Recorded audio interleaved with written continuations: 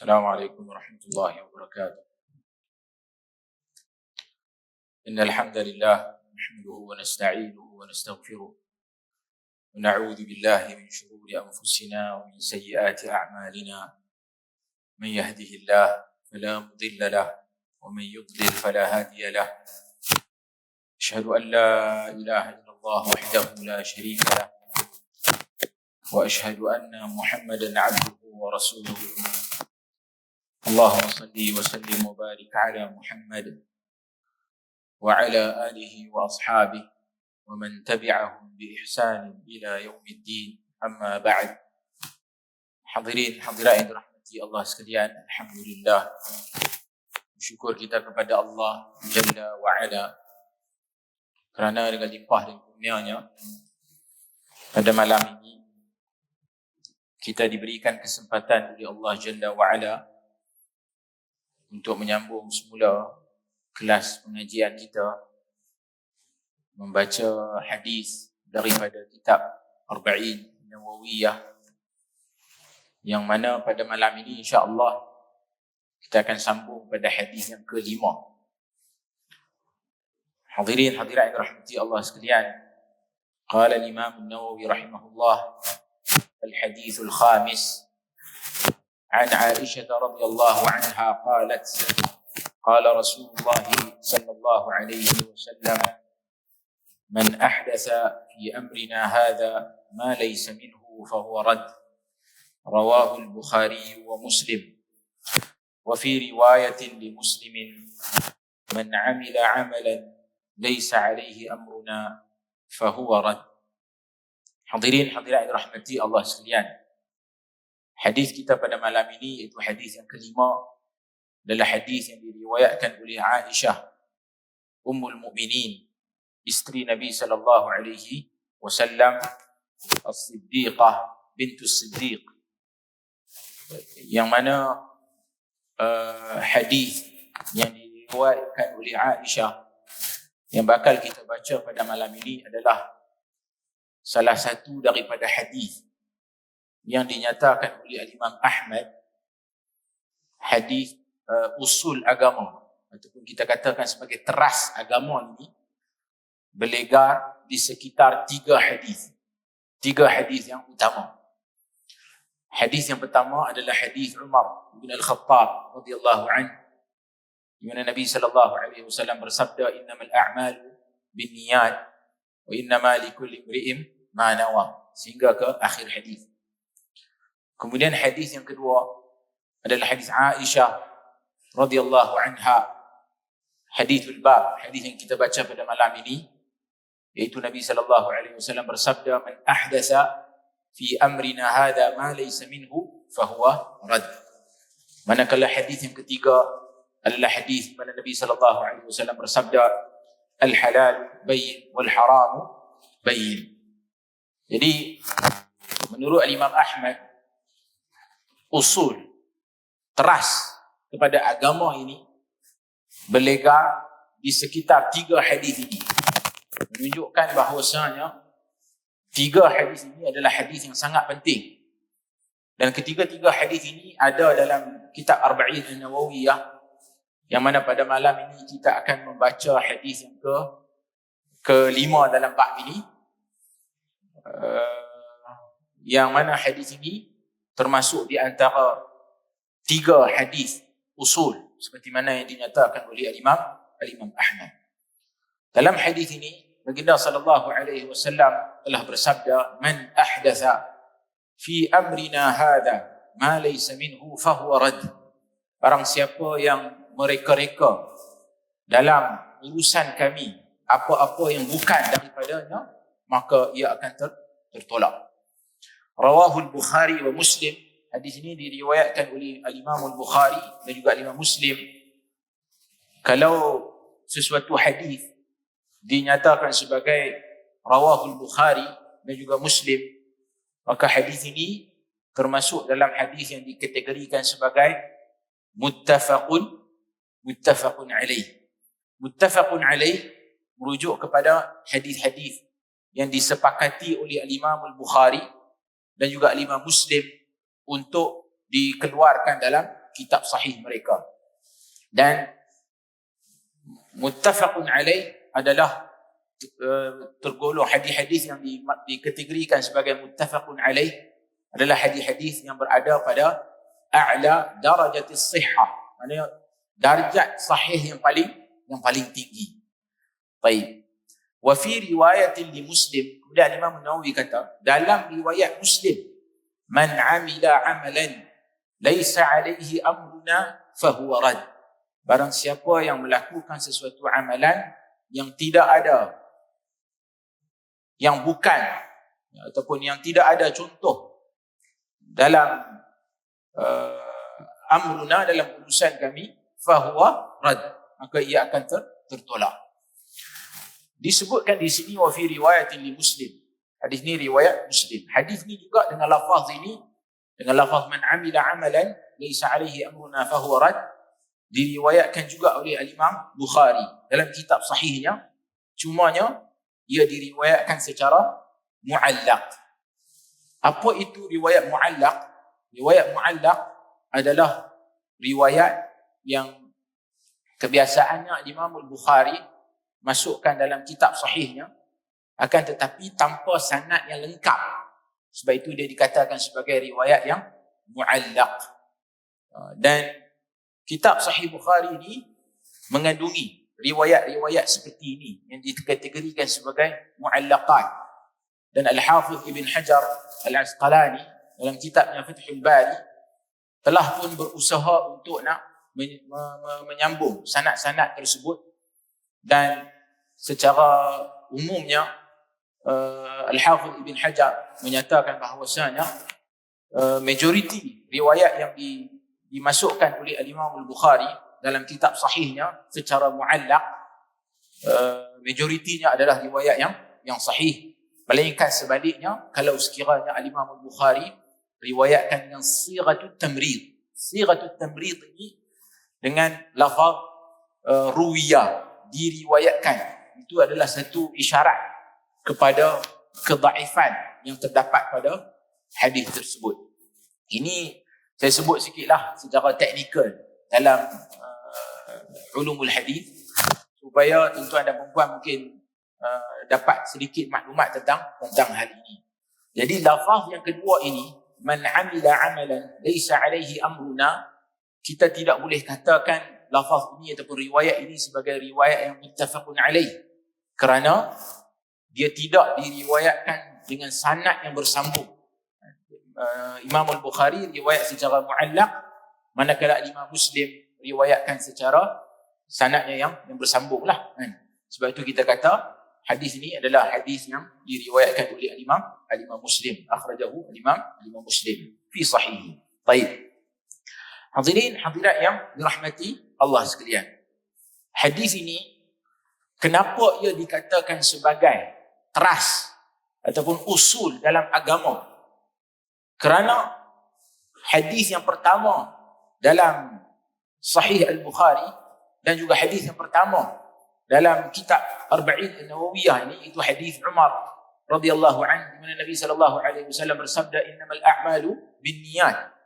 Hadis itu adalah mizan, ataupun kita kata sebagai satu penanda aras, timbangan kepada amal ibadah, amalan yang dilakukan oleh manusia,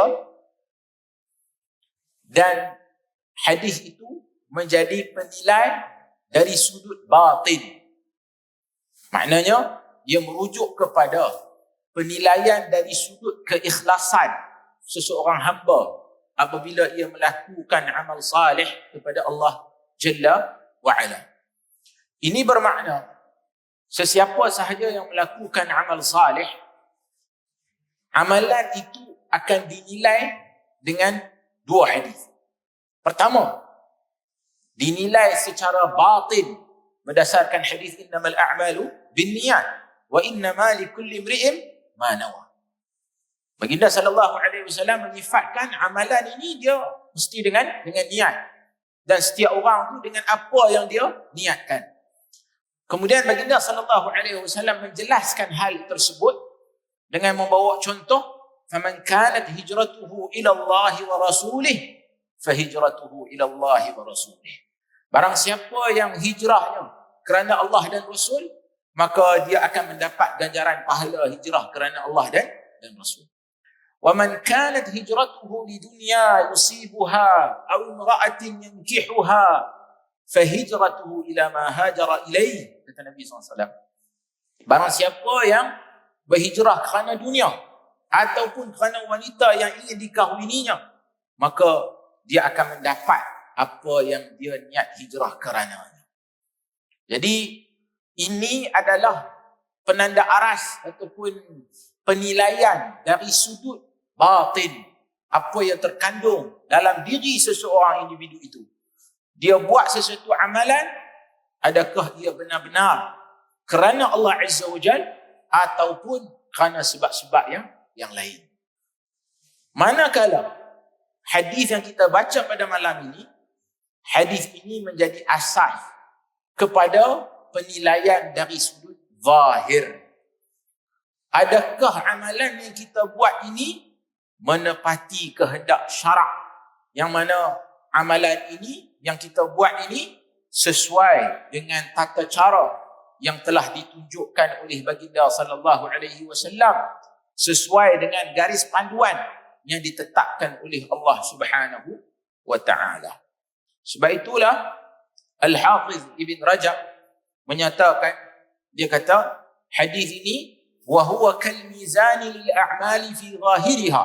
Dia kata hadis ini adalah satu timbangan dari kepada amal salih yang kita buat ni dari sudut zahir. Seperti mana dia kata, kama anna hadis a'malun binniyat mizan lil a'mali fi batiniha. Dia kata sama seperti mana hadis innamal a'malu binniyat adalah mizan kepada amalan yang dilakukan secara batin. Fakama anna kulla amalin la yurad bihi wajhu Allah Ta'ala falaysa li'amilihi fihi thawab, fakadhalika kullu amalin la yakunu alayhi amru Allah wa rasulih fahuwa mardudun ala amilihi. Dia kata seperti mana amalan yang dibuat bukan kerana Allah Azza wa Jalla, tidak ikhlas, maka amalan itu juga akan ditolak. Seperti itu jugalah mana-mana amalan yang dilakukan bukan di atas perintah Allah dan Rasulnya, maka amalan itu akan ditolak kepada Tuhan punya amalan tersebut. Jadi inilah yang menjadi asas kepada penilaian dari sudut zahir. Dan Allah Azza wa Jalla memerintahkan manusia untuk mengabdikan diri kepada Allah, seperti mana Allah Azza wa Jalla menyatakan dalam Al-Quran,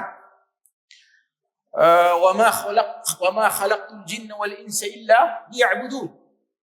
Allah Ta'ala menciptakan jin dan juga manusia ini untuk mengabdikan diri kepada Allah Jalla wa Ala. Kemudian adakah Allah Azza wa Jalla membiarkan manusia menggunakan kreativiti masing-masing untuk beribadah kepada Allah Jalla wa Ala? Tidak sama sekali. Sebaliknya Allah Azza wa Jalla mengutuskan Rasul, dan Rasul di kalangan manusia datang mengajak manusia supaya mengabdikan diri kepada Allah dan mengajar manusia bagaimana tata cara untuk mengabdikan diri kepada Allah. Sebab itulah dalam ruang soal taqarrub ila Allah, mendekatkan diri kepada Allah, mengabdikan diri kepada Allah, tidak ada ruang untuk kita menggunakan kreativiti kita dalam kerangka kita mengabdikan diri kepada Allah Subhanahu wa taala. Kalau kita lihat di luar sana, manusia mengabdikan diri kepada Tuhan dengan pelbagai cara. Ada yang berpusing di keliling api. Ada yang berjalan berapa langkah. Kemudian saya jumpa di mana, di Cameron. Saya tengok satu orang Tok Syami tengah-tengah panas kembang jalan turun daripada Cameron Highland, tak pakai kasut, jalan 2-3 tapak. Kemudian dia turun tu Panggil apa macam ni? Duduk apa nama? Terak atas jalan tar, panas. Kemudian dia mangkit, dia jalan lagi. Jalan, dia kata apa? Terak. Lepas tu mangkit, jalan lagi. Jalan, sepanjang jalan tu. Dan tidak adalah orang yang paling ikhlas melainkan dia buat benda tu. Betul tak? Untuk nak buat benda tu, bukan orang biasa-biasa. Mesti dia tu nak bagi faham lah kan, maksudnya ikhlas tu, kita faham konsep ikhlas tu, dan dia mesti benar-benar ikhlas dalam cara dia untuk mendekatkan diri kepada Tuhan. Tapi dalam Islam kita tak buka ruang tersebut. Sebaliknya Allah Azza wa Jalla memutuskan Rasul supaya manusia dalam mengabdikan diri kepada Allah, kita abdikan diri kepada Allah Azza wa Jalla mengikut apa yang diperintahkan oleh Allah dan ditunjukkan oleh Rasul sallallahu alaihi wasallam. Sebab itu dalam kalimah tauhid, dalam syahadatain, ketika kita mengucap la ilaha illallah Muhammadun Rasulullah, dalam persaksian tersebut kita menyatakan persaksian kita bahawasanya kita tidak akan mengabdikan diri kepada Allah melainkan dengan apa yang disyariatkan oleh Allah dan juga Rasulnya. Dan Allah Azza wa Jal adalah pensyariat. Allah lah yang menetapkan syariat, yang mana kita ni hanya bertanggungjawab untuk melaksanakan syariat yang ditetapkan oleh Allah Jalla wa Ala. Dan dalam ruang lingkup tersebut, kita tidak ada hak untuk nak buat satu syariat yang tidak pernah disyariatkan oleh Allah dan juga Rasulnya. Sebab itulah, dan bila kita kata wa anna Muhammadar Rasulullah, kita menyatakan bahawasanya wa alla na'budallah wa alla na'budallah illa bima syara'. Kita tidak akan mengabdikan diri kepada Allah Azza wa Jalla melainkan dengan apa yang ditunjukkan ataupun diperintahkan oleh Allah dan juga Rasulnya.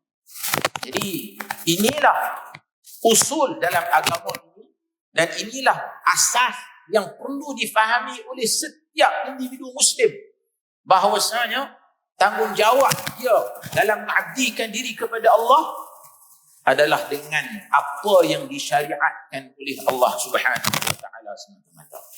Sebab itulah ada hadis, datang pula hadis yang lain, iaitu hadis yang masyhur, hadis yang diriwayatkan oleh Al-Irbad Ibn Sariyah radhiyallahu an, hadis yang ke-18 dalam kitab ni yang nanti kita akan bincang, juga membicarakan masalah yang sama, di mana dalam hadis tersebut Nabi sallallahu alaihi wasallam telah mengingatkan kepada kita satu perkara yang penting.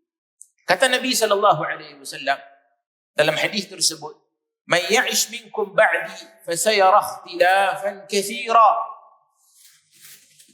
Sesiapa yang hidup di kalangan kamu selepas daripada aku, fasayara ikhtilafan katsira, nescaya mereka akan melihat ikhtilaf, berlaku banyak perbezaan yang sangat banyak. Fa'alaikum bisunnati wa sunnatil khulafa'ir rasyidin. Hendaklah kamu berpegang teguh dengan sunnahku dan juga sunnah para khulafa'ir rasyidin al-mahdiyyin min ba'di, yang datang selepas daripada aku. Addu 'alaiha bin nawajiz, kata Nabi sallallahu alaihi wasallam.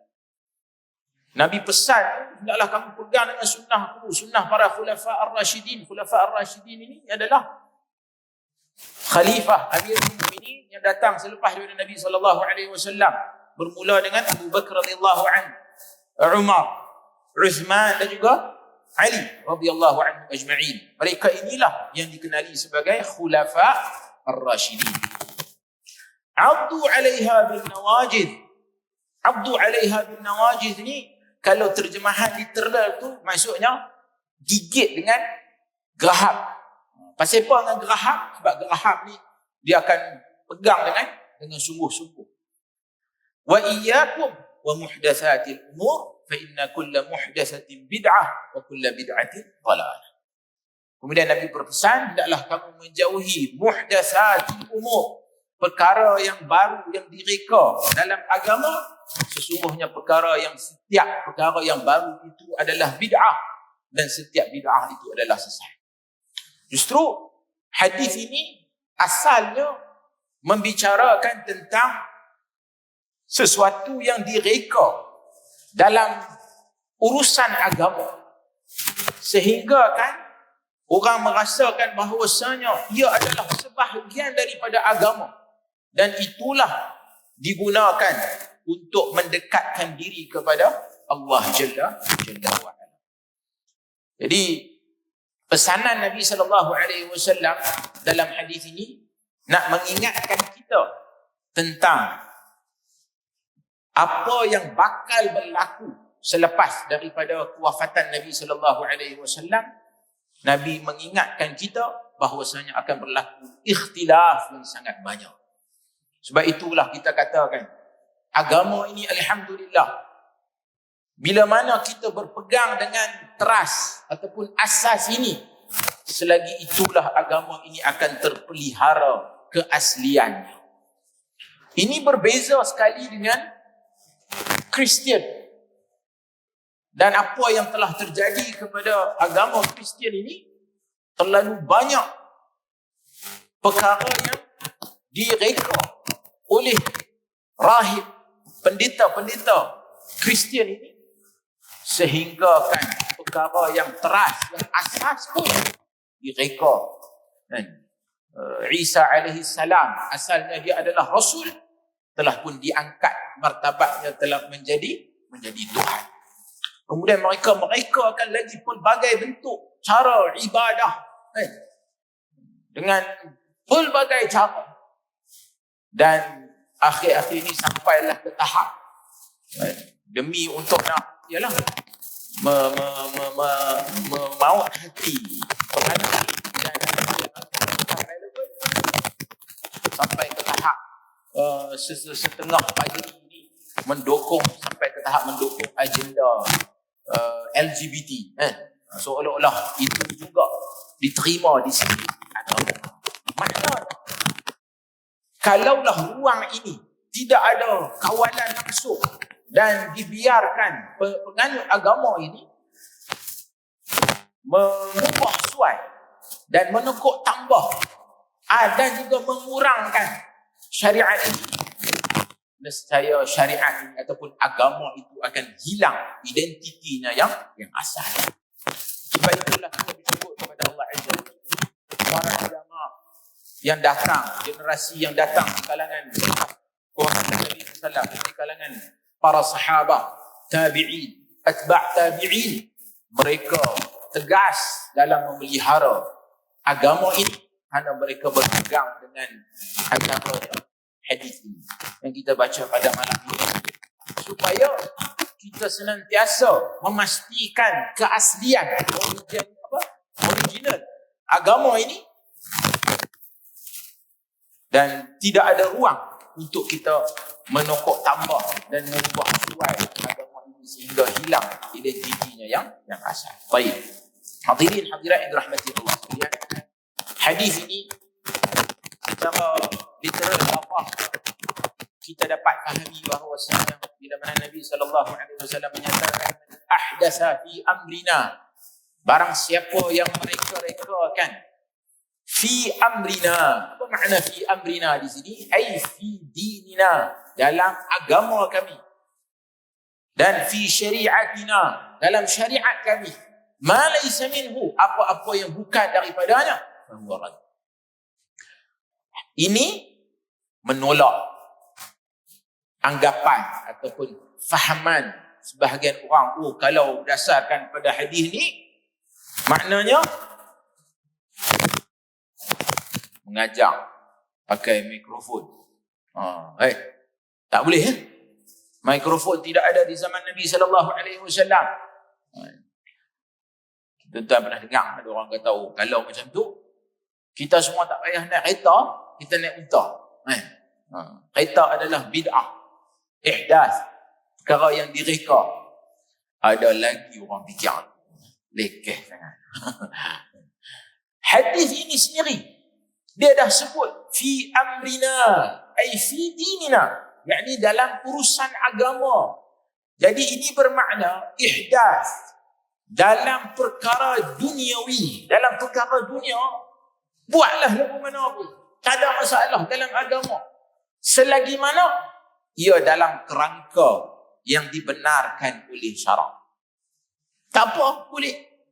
Sebab itu Islam antara, kalau kita baca sejarah dan kita lihat perkembangan tamadun Islam ni, kita akan dapati kerajaan Islam, kerajaan Bani Umayyah, kerajaan Bani Abbasiyah, kan? Mereka antara, kita kata, pioneer dalam berbagai bidang, termasuklah sains dan teknologi. Kita tak ada masalah dalam bab ni. Urusan dunia terpulang. Di zaman Nabi SAW sendiri, Nabi pun menyifatkan antum a'lamu bi umuri dunyakum. Kamu lebih mengetahui tentang urusan dunia kamu. Jadi nak reka lagu mana, nak naik sampai ke langit, nak buat roket ke, nak pergi ke mana pun buat. Selagi mana dia tidak bercanggah dengan syarak. Sebab itu dalam Islam kita tak ada masalah dengan teknologi, termasuk teknologi perubatan. Dalam perubatan teknologi moden, perubatan hari ini, pelbagai benda yang dibuat sampai dulu-dulu, kalau nak ikutkan dulu-dulu, pasangan yang berkahwin dah berapa tahun tak dapat anak, maknanya kira habis hayat tu kan, tak ada harapan. Akan tetapi di zaman moden hari ini, dengan kemajuan teknologi hari ini, kita ada teknologi IVF kan? Kita boleh ambil sperm suami, kemudian ambil ovum isteri, kemudian senyawakan dalam makmal, lepas tu masukkan pula dalam rahim si isteri ni, bagi dia mengandung. Boleh, tak ada masalah. Mahal lah sikit, tapi ada dengan teknologi yang ada pada zaman kita ini. Tapi Islam kawal benda tu. Maknanya teknologi apa sahaja mestilah dalam kerangka yang dibenarkan oleh syarak. Ini bermakna kalaulah penderma sperm tu datang daripada bukan suami dia, yang ni kita kata tak boleh. Kerana apa? Islam melihat ini mestilah dalam kerangka perkahwinan yang sah. Maknanya sperm, ovum tu datang daripada pasangan suami isteri yang sah. Dan kalau isteri tu tak boleh ngandung, nak pergi tumpang dalam rahim orang lain, zaman kita hari ni boleh buat benda tu. Boleh. Maknanya isteri tu dia ada masalah, rahim dia tak kuat dan sebagainya, cari perempuan, sign kontrak dia, hang tolong mengandung anak kami ni ya. Bila dah lahir, bagi bilik kat kami. Lah ni ada orang sanggup buat kerja tu kan? Dia dibayar untuk menjadi ibu tumpang. Dalam bab ni Islam, kerana ia melibatkan mengandung ni, dia mesti melalui perkahwinan. Jadi ini yang saya maksudkan, Islam tidak ada halangan dalam soal ihdath, mereka cipta dalam urusan dunia ini. Kita tidak ada masalah dalam bab ni, selagi mana ia dalam kerangka yang dibenarkan oleh akan tetapi dalam masalah agama kita sangat ketat dalam hal ini. Sebab itu kita katakan asal dalam masalah yang melibatkan mereka cipta dalam urusan dunia, kita kata ia harus dengan syarak. Tapi asal dalam masalah mereka cipta dalam urusan dunia adalah al-man, dilarang. Jadi dalam rangka mengabdikan diri kepada Allah Azza wa Jalla, sebab itu kita kata asal dalam masalah ibadah adalah tawakuf. Kita berhenti. Kita takkan buat sesuatu ibadah melainkan ia disyariatkan oleh Allah dan juga Rasulnya. Baik. Hadirin hadirat dirahmati Allah sekalian. Al-Hafidh Ibn Rajab ketika menguraikan hadis ini, beliau menyatakan bahawasanya amalan yang dilakukan oleh manusia ni, yang dilakukan oleh hamba Allah ini, ada dua kategori. Pertama, ia merujuk kepada ibadat. Dan yang kedua, ia merujuk kepada muamalat. Ibadat ini, dalam kerangka ibadat ini, apa-apa yang bila dibuat, ia keluar, maknanya tidak menepati secara total terhadap garis panduan yang ditetapkan oleh Allah Subhanahu wa taala, maka amalan itu akan ditolak oleh Allah Subhanahu wa taala. Sebab itu dalam Al-Quran Allah Azza wa Jalla menyatakan, am lahum syuraka syara'u lahum min ad-din ma lam ya'zam billah ma lam ya'zam bihillah. Kata Allah Azza wa Jalla, adakah bagi mereka itu syuraka, sekutu-sekutu, syara'u lahum min ad-din, yang mana sekutu-sekutu ni buat satu syariat ma lam ya'zam bihillah, yang tidak diizinkan oleh Allah Subhanahu wa taala. Maknanya Allah Taala menyifatkan sesiapa yang buat sesuatu syariat yang tidak berasaskan syariat Allah Subhanahu wa taala, seolah-olah mereka ini mengambil sekutu yang lain selain daripada Allah Subhanahu wa taala untuk menetapkan sesuatu syariat, sedangkan hak yang mensyariatkan sesuatu syariat itu adalah hak mutlak Allah Subhanahu wa taala. Sebab itu dia kata, faman taqarraba ila Allah bi'amalin lam yaj'alhu Allah wa rasuluhu qurbatan ila Allah fa'amaluhu batilun mardudun alaihi. Dia kata siapa-siapa yang mendekatkan diri kepada Allah dengan satu amalan yang mana Allah Subhanahu wa taala tidak menjadikan amalan itu sebagai cara ataupun kaedah untuk mendekatkan diri kepada Allah, maka amalan itu akan ditolak. Dia kata ini samalah dengan amalan yang dilakukan oleh kufar Quraisy di zaman Nabi sallallahu alaihi wasallam, yang mana mereka menjadikan salatuhum indal baiti muka'an wa tasdiyah. Mereka menjadikan salat ibadah mereka di Baitillahil Haram muka'an wa tasdiyah. Muka' yakni siulan, tasdiyah bertepuk tangan. Dan inilah cara mereka dahulu mendekatkan diri kepada Allah Azza wa Jalla dengan cara tersebut, bersiul, bertepuk tangan. Kemudian Al-Hafidh Ibn Rajab menyatakan lagi, wa hadha kaman taqarraba ila Allah Ta'ala bisama'il malahi atau birraqsi. Dia kata yang ni samalah juga dengan sebahagian orang yang mendekatkan diri kepada Allah dengan mendengar nyanyian dan juga menari. Kita tengok kan, ada sebahagian ghulat sufiyah, pelampau sufi, yang mana mereka mendekatkan diri kepada Allah Azza wa Jalla dengan alat-alat muzik, berzikir dengan alunan zikir, selawat yang disertai dengan alat-alat muzik, dan juga menari. Pusing, saya tak tahu. Tak pening ke? Pusing. Kemudian dia ada satu gerakan tu yang tangan pergi ke depan mereka, kan? Dah tengok kan? Ni dah mai masuk Rabiul Awal, dia mula. Dan yang lebih pelik, bawa masuk alat-alat muzik, gendang, bahkan lebih teruk ada yang bawa main gitar. Habis-habis mayang jemaah ni, habis-habis mayang isyak, usung alat-alat tu main di depan ni, pakai mainlah sambil berselawat atas dasar sebagai menyambut kegembiraan kelahiran Nabi sallallahu alaihi wasallam. Kita kata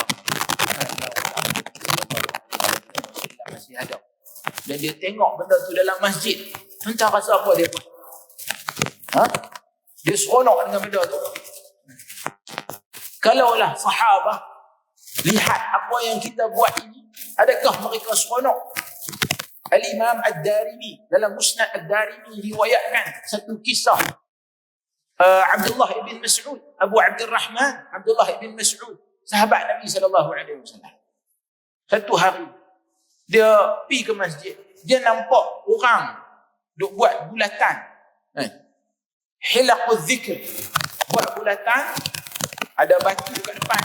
Dia kata subhanallah, alhamdulillah, wala ilaha illallah, wallahu akbar. Ada seorang tekong ni kata kita baca Allah subhanallah, subhanallah, subhanallah, subhanallah. Pakai duk kira dengan batu ni. Dia pada buat bulatan-bulatan begini. Ibn Mas'ud tegur dan marah dia, hangpa ni buat apa ni? Ini benda ni tidak ada contoh teladannya di zaman Nabi sallallahu alaihi wasallam. Lalu dia jawab balik kepada Abdullah bin Mas'ud, dia berkata, wallahi ya Aba Abdurrahman, demi Allah wahai Abu Abdurrahman, ma aradna illa al-khair, kami tak mau melainkan apa yang kami buat ni tujuan dia adalah untuk kebaikan. Kemudian kata Abdullah bin Mas'ud, wa kam min muridil khairi lam yusibah. Dia kata apa ramai orang yang nakkan kepada kebaikan, dia tidak mendapatkan kebaikan tersebut. Adakah mereka tu tengah bergendang? Adakah mereka tu tengah melompat-lompat sambil berzikir dalam masjid? Adakah mereka tu sedang berpusing-pusing berzikir seperti mana yang dilakukan oleh sebahagian sufiah pada hari ini? Tak. Mereka tengah berzikir. Tapi itu pun dibantah oleh Abdullah bin Mas'ud. Bayangkan kalau dia tengok apa yang kita buat pada hari ini. Jadi inilah masalah yang kita hadapi dengan umat Islam pada hari ini, yang mana kita jauh daripada petunjuk yang sebenar kerana kita tidak meletakkan hadis ini sebagai asas kepada dalam soal ibadah kita kepada Allah Subhanahu wa taala. Baik, hadirin hadirat dirahmati Allah sekalian. Kemudian Al-Hafidh Ibn Rajab juga menyatakan bahawasanya bukan semua perkara yang dianggap taqarrub ini adalah ibadah kepada Allah Subhanahu wa taala, dia dianggap ibadah juga dalam satu tempat yang lain. Dia buat main contoh apa? Dia kata, di zaman Nabi sallallahu alaihi wasallam pernah ada satu orang lelaki. Dia ni duduk tengah panah berdiri. Dan dia bernazar untuk berdiri di tengah panah, berpuasa, tak mau ambil apa-apa payung ke apa, tak mau. Dan bahkan dalam sebahagian riwayat menyatakan yang mana dia ni buat benda tu pada hari Jumaat kerana dia nak dengar khutbah Nabi sallallahu alaihi wasallam di atas mimbar, maka dia bernazar untuk berdiri duduk di tengah panah. Selagi mana Nabi sallallahu alaihi wasallam berkhutbah, dia nak berdiri duduk di tengah panah. Lalu Nabi sallallahu alaihi wasallam kata kepada dia, ni pasal apa? Pasal apa duduk berdiri tengah panah ni? Duduklah. Carilah perlindungan. Duduk, cari perlindungan dengan duduk tengah panah. Duduklah tempat yang redup, teduh. Kemudian nak teruskan berpuasa pun tak apalah. Tapi dia habaqlah yang dia bernazar dalam bab. Jadi Nabi tak bagi, walaupun nazar ni sebenarnya ia dalam kerangka ibadah. Kita nak bernazar ni kena buat ibadah. Jadi boleh jadi dia rasa berdiri tu satu bentuk ibadah, kerana dalam solat ada tak berdiri? Ada. Duduk tengah panah ketika kita wukuf di Arafah, kita duduk di tengah padang panah lah. Tapi tidak semestinya kita boleh jadikan itu sebagai satu bentuk ibadah, kerana tak ada ibadah yang ditunjukkan oleh Nabi sallallahu alaihi wasallam dalam kerangka tersebut. Sebab itu kita nak sebut budak-budak result SPM bagus, nazar nak botak kepala. Kita selalu dengar nazar nak botak kepala. Botak kepala salah satu bentuk ibadah tak? Ada contoh bentuk ibadah botak kepala. Gimana? Dalam umrah dan juga haji. Bila kita tahallul, Nabi sallallahu alaihi wasallam mendoakan rahmat kepada orang yang muhalliqin, yang mencukur kepala dia. Nabi doa 3 kali kepada orang yang cukur Sebab itu siapa yang buat umrah ni paling terbaik cukup bagi licin habis. Itu yang paling terbaik. Tapi bukanlah bermakna kita buat keluar komponen tersebut, kita anggap bahawasanya cukup kepala tu ada satu bentuk ibadah kepada Allah Subhanahu Wa Taala, lalu kita bernazar untuk nak cukup kepala. Jalan kaki, mai ke masjid, kan? Nabi SAW sebut, dia bila seseorang tu dia mai nak ke masjid jalan kaki ni, kan? Setiap langkah dia tu akan diangkat darjat dia dan dihapuskan dosa-dosa dia. Lalu kita pun nazar juga. Kalau Penang menang bola malam ni, saya akan jalan kaki daripada ni Tanjung Tokong ni pergi ke stadium di Kuala Lumpur tu, stadium di Kuala Lumpur. Jalan kaki. Jadi dia bernazar. Jadi kalau orang bernazar macam ni, kita kata tak boleh. Kerana itu bukan ibadah. Nazar jalan kaki, nazar naik basikal, nazar macam-macam lah orang kita ni dalam bab ni. Lalu kita kata yang ni bukan ibadah. Nazar mestilah dalam kerangka ibadah kepada Allah Subhanahu Wa Taala. Jadi ini bermakna dalam kerangka ibadah, balik pada asal tadi, tidak ada ruang untuk kita menggunakan kreativiti kita dalam usaha kita untuk kita mendekatkan diri kepada Allah Subhanahu Wa Taala.